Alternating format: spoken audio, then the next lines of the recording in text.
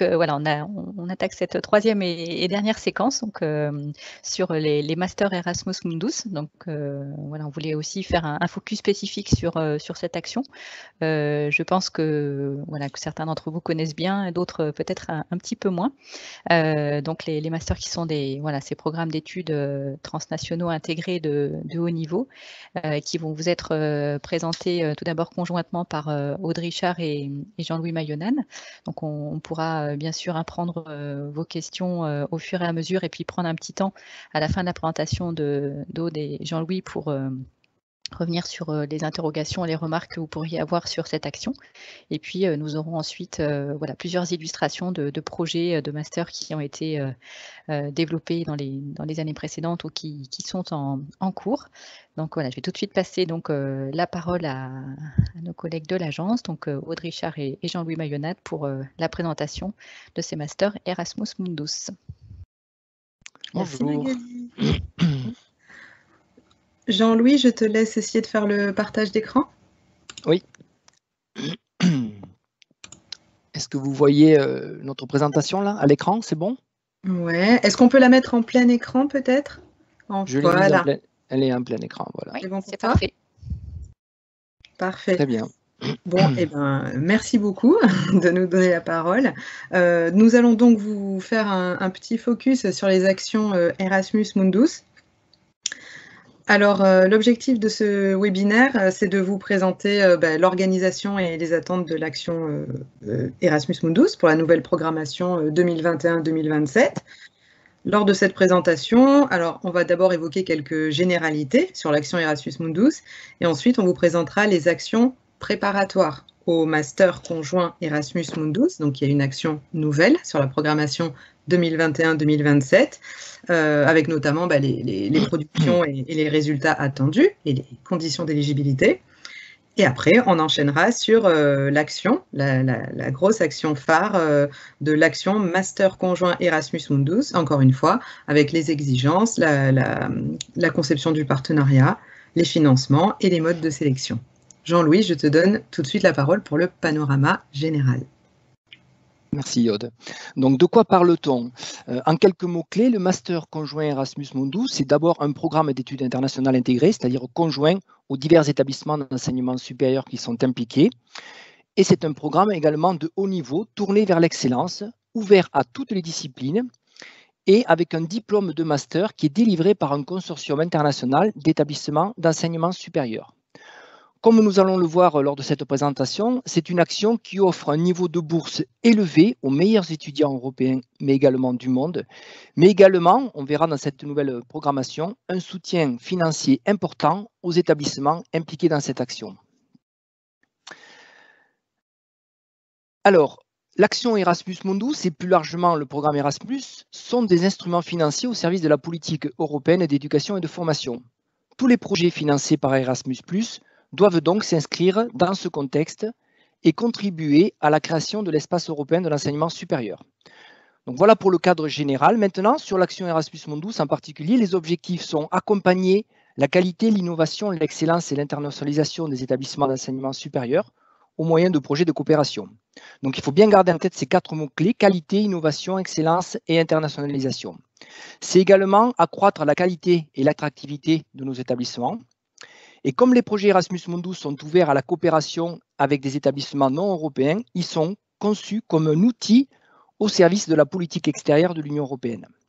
Ils permettent également d'augmenter les synergies entre les établissements d'enseignement supérieur, l'innovation et la recherche, d'améliorer les compétences et l'employabilité des étudiants diplômés d'un master et répondre aux besoins sociétaux et du marché de l'emploi. Donc tous ces éléments doivent nourrir la construction de votre partenariat, dans la sélection de vos partenaires, l'élaboration de votre programme d'études, le choix de vos intervenants. L'action Erasmus Mundus est reconduite donc dans la nouvelle programmation 2021-2027 avec 2 appels à projets distincts, dont les premiers ont été ouverts en 2021. Donc dans cette nouvelle programmation, l'action Erasmus Mundus se veut donc plus flexible. Donc nous allons voir, vous avez 2 appels à propositions qui ont lieu en simultané. Plus stratégique également, puisque la priorité sera mise sur des nouvelles thématiques, en essayant également d'impliquer des établissements qui sont aujourd'hui peu présents dans cette action. Également une action plus ouverte à l'international en donnant les mêmes bourses aux étudiants issus des pays programmes, mais également aux étudiants issus des pays tiers non associés au programme. Une action qui sera plus généreuse, on verra, avec des financements plus conséquents. Plus simple également dans sa gestion. Davantage d'autonomie sera donnée aux établissements. On aura également des forfaits par rapport au financement. Et plus durable, puisqu'on vous encourage à recruter un nombre important d'étudiants, même des étudiants qui ne percevront pas de bourse Erasmus, de manière à assurer la pérennité de vos diplômes et de vos masters. Et enfin, c'est une action qui se veut plus inclusive et qui sera donc avec des bourses et d'études, comme j'ai dit, et donc plus importantes. Donc nous allons découvrir tout cela tout au long de cette présentation. Alors sur cette diapositive, vous découvrez quelques chiffres sur les masters conjoints Erasmus Mundus depuis 2004. Donc au niveau européen, aujourd'hui, on a 535 masters conjoints qui ont été sélectionnés avec plus de 600 établissements d'enseignement supérieur qui ont été impliqués, issus des 33 pays programmes. Et tous ces masters ont permis donc à plus de 24 500 étudiants du monde entier de suivre des formations d'excellence dans des domaines très variés. Un budget de 1,7 milliard a été dédié à cette action depuis sa création. Au niveau de la France, le budget a été multiplié par 10 entre 2014 et 2020 pour atteindre 176,9 millions d'euros. À savoir que la France est toujours restée leader sur cette action. Le nombre de candidatures françaises sur la période de 2014 à 2017 a par exemple été multiplié par 2. Actuellement, on a 141 masters qui impliquent un établissement français qui ont été sélectionnés durant la programmation 2014-2020, dont 59 sont coordonnés par la France sur cette même période. Comme je vous dis préambule, on a eu le premier appel à proposition pour l'action Erasmus Mundus en 2021. À ce jour, nous n'avons pas encore les résultats de la sélection, mais d'ores et déjà, on peut vous dire qu'on a eu 70 candidatures, dont 15 candidatures de masters qui sont coordonnées par la France. Au niveau des masters, on retrouve toujours les deux groupes de pays, donc ce qu'on appelle les pays programmes, où on a les 27 pays de l'Union européenne, et également les 6 pays tiers associés qui peuvent participer, bien sûr, à cette action, qui sont éligibles en tant que coordonnateurs de partenaires ou de partenaires associés. Mais également, la nouveauté, c'est que vous avez également tous les autres pays, donc ce qu'on appelle les pays tiers non associés, qui peuvent également répondre à cette action, soit en tant que coordonnateur, soit en tant que partenaire. En fait, on a aujourd'hui les mêmes critères d'éligibilité pour les établissements d'enseignement supérieur qui seraient issus des pays programmes ou des pays tiers. Si on repositionne l'action Master Mundus au niveau de la structure du programme, donc on retrouve les 3 actions que vous connaissez, l'action clé 1 relative donc aux mobilités, l'action clé 2 coopération pour l'innovation et l'échange de bonnes pratiques, et c'est dans cette action clé 2 où on a les partenariats d'excellence et notamment l'action donc Erasmus Mundus. Le changement par rapport à l'ancienne programmation, c'est qu'on a eu un passage de l'action Erasmus Mundus de la clé 1 vers la clé 2. Et ça traduit un changement dans la conception de cette action, puisque l'accent est vraiment mis sur la coopération institutionnelle. Donc, lorsque on a cette action Erasmus Mundus, comme je vous l'ai dit, on trouve 2 appels à propositions indépendants. C'est la grande nouveauté pour cette programmation 2021-2027. Donc, on a d'un côté, comme vous pouvez le voir sur l'écran, donc à gauche, les masters conjoints Erasmus Mundus.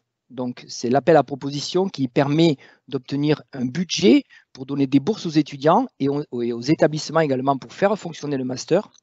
Et de l'autre côté, à droite, comme vous pouvez voir, vous avez ce qu'on appelle l'action préparatoire à la mise en place du master conjoint Erasmus Mundus. En anglais, on dit Erasmus Mundus Design Measures. Donc, nous allons vous présenter ces 2 actions. Alors, je cède la parole à Aude, qui commence par l'action préparatoire master conjoint Erasmus Mundus. Effectivement, donc là, on va vous présenter cette nouvelle action qui a fait son apparition en 2021 dans le nouveau guide du programme Erasmus+. Cette action préparatoire va permettre de soutenir financièrement la phase de création d'un master conjoint Erasmus Mundus. Donc là, c'est vraiment idéal si vous n'êtes pas encore prêt pour vous lancer dans un master conjoint Erasmus Mundus, et que vous avez besoin de temps pour mettre en place ce master. Donc l'idéal, voilà, c'est de déposer ce projet préparatoire.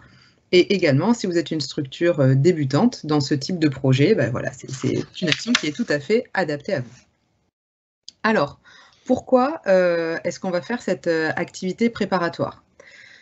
La finalité est double. Alors déjà, développer des nouveaux masters conjoints Erasmus Mundus, diversifier l'offre de ces masters, notamment vers de nouveaux pays, vers des établissements d'enseignement supérieur sous-représentés, et également pour traiter de nouvelles thématiques. Alors, évidemment, nous vous encourageons à consulter le catalogue qui est existant, qui recense tous les masters conjoints Erasmus Mundus qui ont été financés, ainsi que la plateforme E+PRP, Erasmus+ Project Result. Vous avez les liens sur la diapo, je pense qu'on va vous les mettre dans le chat, on vous les mettra soit maintenant, soit après notre présentation. Comme ça, vous pourrez explorer ce qui existe déjà. Voilà, l'idée, c'est de ne pas financer des thématiques qui ont été faites, mais bien d'en créer de nouvelles. Nous vous conseillons aussi d'identifier avec vos partenaires donc ces thématiques qui seraient peut-être peu développées et qui répondraient toujours à des besoins spécifiques qui sont identifiés sur vos territoires. Alors, qu'est-ce que c'est qu'un projet d'action préparatoire? C'est un financement sur une courte durée, donc on est sur un projet de 15 mois qui permet aux candidats, aux futurs bénéficiaires, d'utiliser une subvention pour monter un projet de master conjoint avec des partenaires qui seraient déjà, si possible, pré-identifiés au stade de la candidature. Alors, comme la majeure partie des projets de coopération, il y a un seul bénéficiaire qui reçoit le financement et qui redistribue éventuellement à ses établissements partenaires. Donc le financement, c'est un forfait et qui est complètement indépendant des financements après qu'on peut recevoir pour créer réellement son master. Donc pour l'activité préparatoire, qu'est-ce qui est attendu comme résultat? Alors, il y a des résultats très concrets qui sont attendus. Alors, des livrables. Donc, on attend des livrables qui vont permettre d'attester du montage d'un projet de master conjoint Erasmus Mundus élaboré avec les partenaires européens.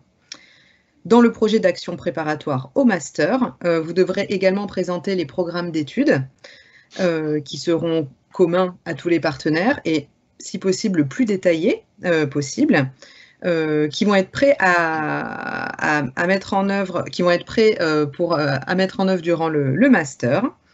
Vous décrirez également l'organisation administrative et financière que vous ferez avec vos partenaires et les services que vous offrirez aux étudiants qui seront sélectionnés.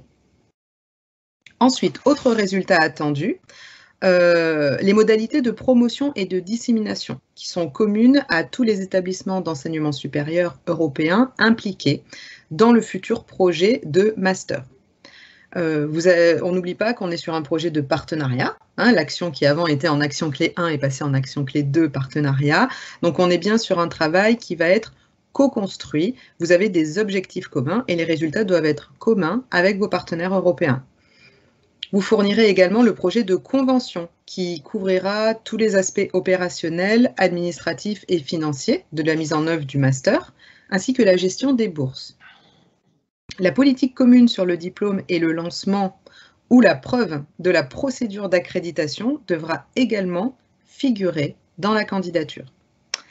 Enfin, nous vous recommandons d'aborder l'approche européenne pour l'assurance qualité des programmes conjoints en tant que base de l'assurance qualité externe des cours. Pour info, le fait de répondre à un appel à proposition de l'action préparatoire Erasmus Mundus n'impose pas aux candidats ou aux bénéficiaires sélectionnés de déposer ensuite un master. Donc, c'est ce qu'on attend, mais en tout cas, il n'y a pas d'exigence et de suivi derrière.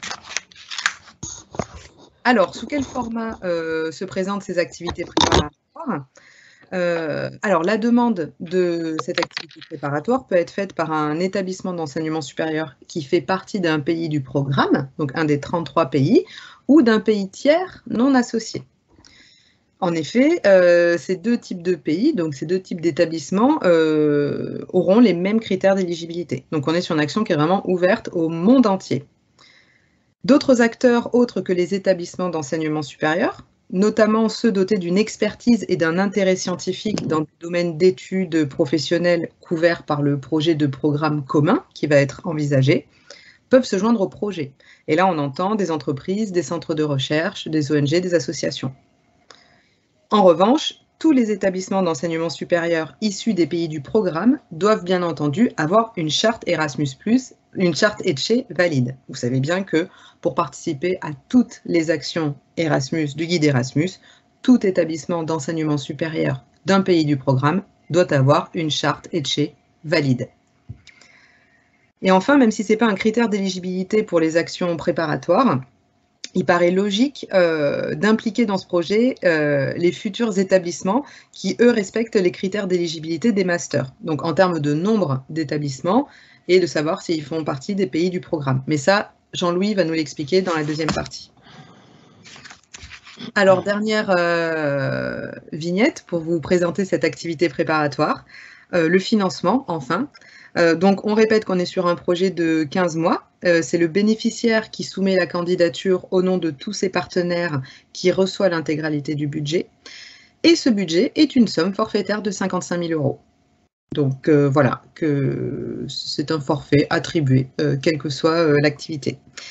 Cette somme permettra de financer l'ensemble des coûts liés au montage de votre projet de master conjoint Erasmus Mundus. Les réunions, les déplacements, les créations de curriculum, ce qui va être envisagé au niveau des étudiants, etc.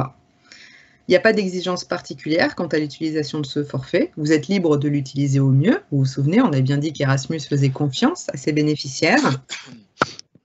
Et un petit chiffre, donc en 2021, donc pour le premier appel de cette action d'activité préparatoire, le budget était d'environ 2 millions d'euros, ce qui aurait permis de financer une bonne trentaine de projets voilà, avec ce forfait-là. Il y a eu 148 candidatures qui ont été déposées, dont 15 coordonnées par la France. Donc on est sur une action très intéressante. On vous invite fortement à déposer une activité préparatoire avant de vous lancer dans un master. Je passe de suite la parole à Jean-Louis, après avoir présenté ça, qui va vous expliquer comment fonctionnent les masters conjoints Erasmus Mundus. Oui, donc c'est le deuxième appel à proposition de l'action Erasmus Mundus, donc on appelle le master conjoint Erasmus Mundus. Donc comme on vous l'a dit, cet appel à proposition est bien indépendant de l'appel à proposition action préparatoire au master que Aude vient de vous expliquer. En revanche, ces deux appels à proposition ont lieu simultanément. Donc, quelles sont les conditions principales? Donc, il faut un curriculum intégré avec des procédures de mise en œuvre communes. Le critère central ici, c'est l'aspect intégré qui veut dire conjoint ou commun. Autrement dit, tous les aspects du master conjoint doivent être décidés de manière collective. Cela va de l'élaboration du programme d'études à l'organisation administrative et financière du master, en passant par la sélection des étudiants et intervenants, la promotion du master, les services aux étudiants, etc. À propos des standards de l'assurance qualité, vous trouverez à la fin de ce diapo 2 slides sur des ressources à consulter. Tous les documents donc, ils figureront à la fin de notre présentation. Autre exigence, le consortium donc, doit être composé d'au moins 3 établissements d'enseignement supérieur de 3 pays différents. Plus précisément, au moins 2 de ces 3 établissements doivent être issus de 2 pays programmes différents. Voilà, donc pour rappel, les pays programmes sont les pays membres de l'Union européenne, plus ce qu'on appelle les 6 pays tiers qui sont associés au programme. Pour ceux qui étaient déjà familiers au master conjoint Erasmus Mundus, il y a un changement sur ce dernier point puisqu'on passe d'un minimum de 3 à 2 pays programmes. Donc c'est le principal changement par rapport à la composition du consortium. Alors, condition principale, donc votre consortium doit communiquer sur le master conjoint à l'international afin d'attirer et d'inscrire les meilleurs étudiants du monde. Donc, on vous rappelle que la sélection donc, ne se fait pas uniquement auprès des étudiants du consortium, mais elle est bien ouverte au monde entier. Le programme d'études doit obligatoirement prévoir aussi une mobilité physique des étudiants. Et cette mobilité devra être faite sur 2 périodes d'études, dont au moins dans 2 pays différents, dont un au moins doit être un pays programme. Voilà, au moins donc 2 semestres doivent être réalisés en mobilité, délivrant chacun 30 CTS par rapport donc au master qui est sur 2 ans, donc du moins en France. Votre curriculum doit prévoir la participation d'experts et ou de conférenciers pour des enseignements et des activités de recherche. Sur ce point également, un changement à noter par rapport à l'ancienne programmation. Alors qu'auparavant, c'était assez complexe puisqu'il fallait au moins 4 professeurs invités ou conférenciers ou experts pendant un total d'au moins 8 semaines. Donc ce seuil a complètement disparu. Il n'y a plus d'exigence par rapport à cela. Au terme du master, votre consortium devra délivrer un diplôme commun ou des diplômes multiples. Donc, si la législation nationale le permet, le diplôme commun, donc les diplômes communs sont encouragés, étant donné qu'ils représentent une intégration totale du processus d'apprentissage et d'enseignement. Voilà, donc on retrouve bien cet aspect intégré, conjoint du master. Au niveau de l'organisation, vous allez avoir une seule convention qui permettra de financer 6 années académiques, quelle que soit la durée du master. Donc en France, on est sur des masters qui ont des durées de 2 ans, mais c'est 6 années académiques. Bien sûr, vous allez recruter des étudiants qui vont obtenir une bourse Erasmus, voilà, mais il vous faut, et on vous encourage également à recruter des étudiants non boursiers Erasmus. Voilà. Vous avez également l'obligation de rentrer au moins 4 promotions, et comme je l'ai dit auparavant, mais j'insiste dessus, vous avez donc 2 périodes d'études obligatoires avec au moins une période dans un pays programme. Donc cela signifie en fait qu'un étudiant peut faire au minimum une période dans un pays programme et une autre période dans un pays tiers non associé. Au niveau de l'équilibre géographique, donc dans la programmation précédente, une bourse ne pouvait pas être attribuée à plus de 3 candidats du même pays, de même nationalité, au cours d'une même procédure de sélection. Désormais, donc, ce n'est pas plus de 10% de bourses octroyées pour des étudiants de même nationalité. Donc juste un petit détail, vous savez que les masters peuvent être aussi financés à partir des instruments de la politique extérieure de l'Europe, et donc ce seuil ne s'applique pas lorsque ces instruments de politique extérieure à l'Europe, ce sont des budgets complémentaires, viennent enrichir donc le financement du master. Également, la première promotion du master doit démarrer au plus tard une année académique après l'année où votre master a été sélectionné. Alors, au niveau des règles de financement, comme on vous a dit, là aussi, elles ont été simplifiées. Voilà, donc aujourd'hui, pour financer votre master conjoint Erasmus Mundus, on a en fait 2 bénéficiaires principaux, que sont les établissements d'enseignement supérieur membres du consortium qui vont mettre en œuvre ce master, et d'un autre côté, les étudiants qui vont percevoir une bourse. Donc, vous avez à la fois pour les établissements ce qu'on appelle des coûts institutionnels. Donc, on va vous donner en détail le montant de ces coûts institutionnels. Vous avez également la possibilité d'obtenir ce qu'on appelle des besoins individuels, donc qui vont être redistribués aux étudiants en fonction de leurs besoins. On verra ça en détail. Et puis, bien sûr, vous allez obtenir des bourses, un nombre de bourses pour la durée de votre projet, pour vos 6 années académiques, que vous allez pouvoir redistribuer aux étudiants que vous allez sélectionner. Alors, pour entrer dans le détail, Aude, peux-tu nous expliquer comment fonctionnent ces bourses d'études pour les étudiants dans un premier temps? Alors, dans un premier temps, les bourses d'études pour les étudiants, tout à fait. Donc, on parle des bourses, on parle bien des bourses Erasmus+, voilà, pour les étudiants de ce master conjoint. Alors, au niveau de l'étudiant, sa bourse va couvrir tous les frais d'installation, de voyage, tous les besoins sur place. Le montant de la bourse est unique. C'est un coût unitaire par étudiant boursier. Et la règle de calcul est très simple, c'est 1 400 € par mois par étudiant.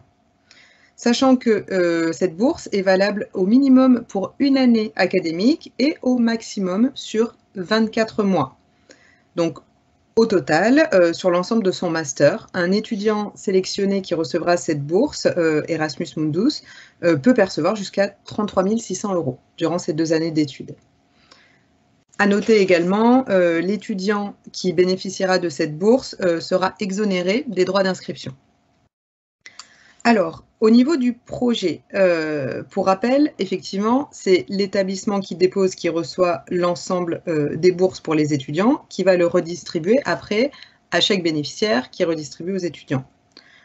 Le montant total de l'ensemble de ces bourses est calculé de la manière suivante. Donc, les 1 400 € par mois, fois le nombre de mois, fois le nombre d'étudiants boursiers. Il y a un plafond qui est toutefois indiqué, c'est le nombre de 60. Il y a donc 60 étudiants boursiers qui peuvent être financés par projet. Vous ne recevrez pas de bourse pour davantage d'étudiants. Ainsi, on peut donner l'exemple de 60 boursiers financés sur 2 ans. On est sur un montant maximum de à peu près 2 millions d'euros. Alors là, on a vu les bourses pour les étudiants et maintenant, on va voir les bourses institutionnelles pour les structures. Donc, à ces bourses pour les étudiants s'ajoutent les coûts institutionnels. Ce sont des coûts de mise en œuvre pour les organismes participants qui permettent de financer le programme d'études. Ces coûts institutionnels sont de 750 € par mois par étudiant inscrit. Et là, le plafond est fixé à 100 étudiants. Donc, on est sur un maximum de 1,8 million. On parle en euros, bien entendu. Pour les étudiants non boursiers, donc qui n'ont pas la bourse Mundus, donc là, on est sur les étudiants qui sont au-delà des 60, mais jusqu'à maximum 100, donc pour ces fameux 40 étudiants. Vous percevez quand même des coûts institutionnels pour ces étudiants-là, et également leurs frais d'inscription, parce qu'eux ne sont pas exemptés des frais d'inscription. Effectivement, les porteurs de projets, vous, les futurs bénéficiaires, sont invités à recruter plus d'étudiants que ces fameux 60 étudiants voilà, de Mundus pour assurer la pérennité de ce projet et de ce master. Voilà. Est-ce qu'on peut dire aussi que oui, juste que au niveau de ce coût institutionnel, pardon, je reviens juste sur l'image précédente, c'est 750 € par étudiant, ça vaut autant pour des étudiants qui sont issus des pays du programme que issus des pays tiers non associés. Alors là, on a vu les bourses pour les étudiants, les bourses pour les structures. Maintenant, on va voir des coûts additionnels. Donc, il y en a deux. Là, les premiers, ce sont les besoins individuels. Donc là, c'est des besoins liés à des besoins spécifiques. On va prendre l'exemple d'un étudiant qui est dans une situation de handicap. Il aurait besoin d'un accompagnateur ou d'achat de matériel pour se déplacer ou suivre ses études. Donc là, c'est l'étudiant qui va évaluer ses propres besoins. Et la somme est attribuée, encore une fois, on est sur des sommes forfaitaires. Il y a plusieurs paliers qui vont de 3 000 à 60 000 €.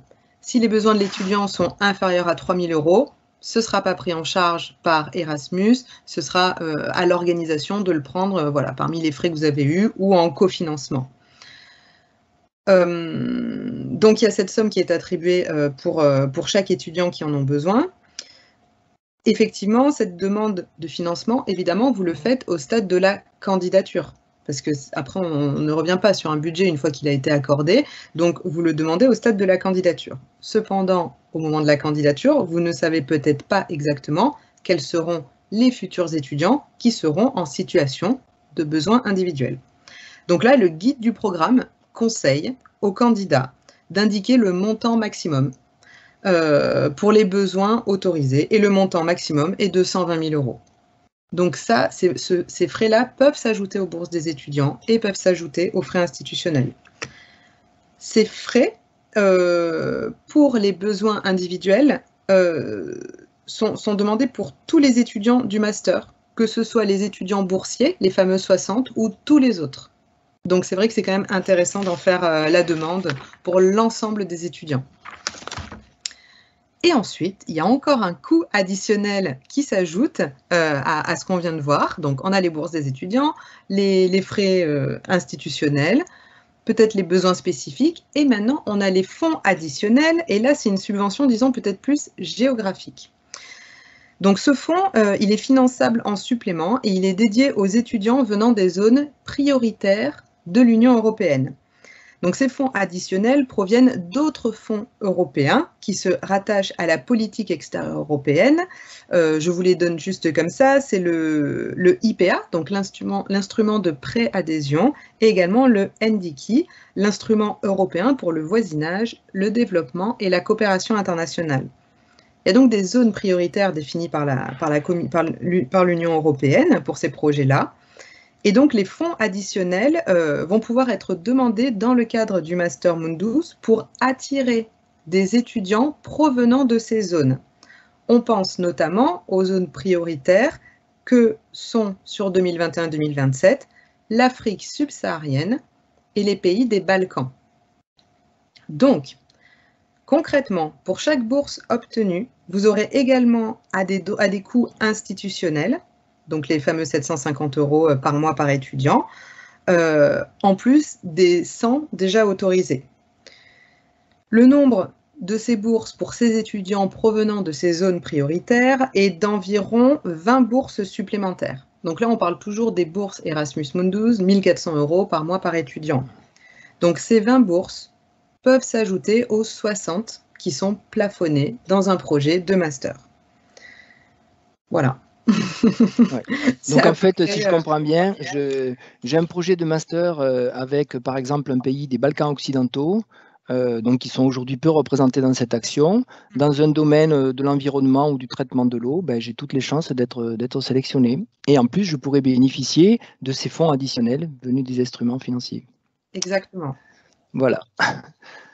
Donc pour terminer, nous avons mis sur ces diapos, donc, différents liens qui vous permettront d'accéder à des ressources nécessaires pour monter vos projets.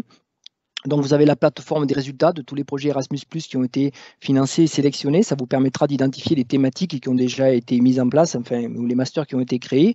Vous avez plus facilement l'accès aussi au catalogue de tous les masters Erasmus Mundus sélectionnés au niveau européen.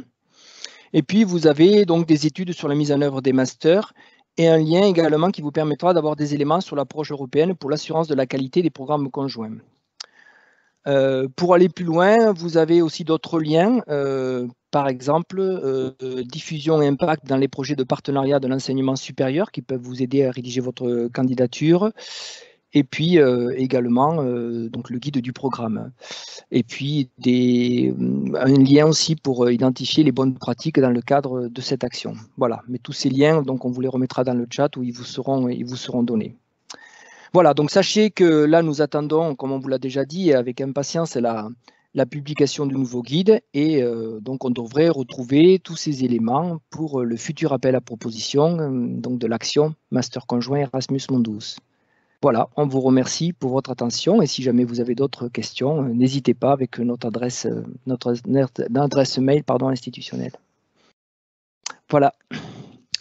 Merci beaucoup Aude et Jean-Louis, c'était extrêmement détaillé, dynamique voilà, sur tous les éléments de ces masters. Et puis un grand merci aussi à Mathilde et Morgane qui répondent au fur et à mesure à toutes les questions que vous vous posez dans le chat et